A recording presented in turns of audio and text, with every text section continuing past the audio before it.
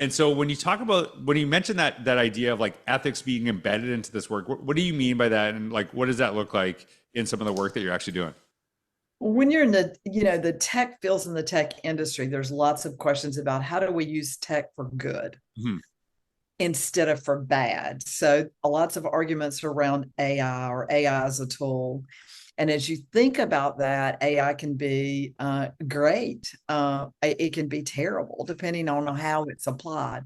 So as we think about how we help our students in those particular tech areas, we talk about ethics, like how do you use that for good? How does that create something that's better because you use those tools?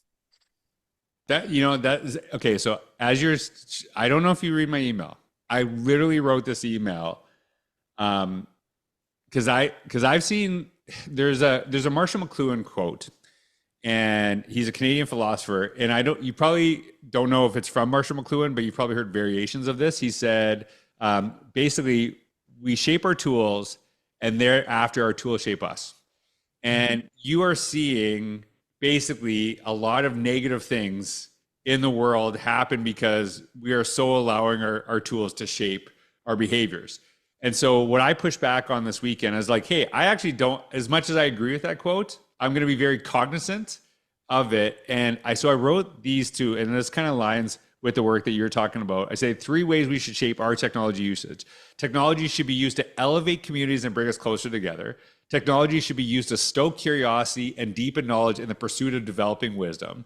And technology should improve our personal well-being and overall health. So what you're talking about is really getting kids to kind of see that, I shouldn't even say kids, but your organization as well is like, hey, how are we using this to kind of lift as opposed to, divide, which is happening a lot in communities, right? Like technology is becoming very divisive in some of the ways that you're doing. So when you're talking about this for like, can you maybe with AI or something like what's something that you do? Like, how do you embed those ethics into that process? Like, for example, with AI, because I know that's a conversation that's happening all over education in the world right now. Well, I'm going to use AI as an example. And this particular, that's a tool, right? So if you start thinking of it as a tool, like how can we use it to help? And people will argue or they'll say, oh, it's really about the teacher in the classroom. It's not about technology. Well, that's true. And that's always going to be true. It's about the human relation. Hmm. But what is it that a teacher has to do that takes up a lot of the teacher's time? So then they can't have a conversation with the student. We spend lots of time, for example, writing curriculum. We spend lots of time grading, which was always Molly's favorite thing to do is grading. Like there's a lot of things that technology can do.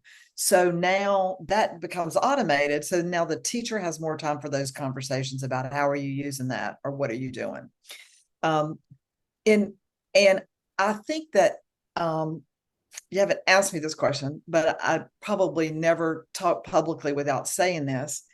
I think that our biggest challenge is that all of our directional systems are embedded towards standardized testing and improving standardized testing. Right. And we believe that to be the mark.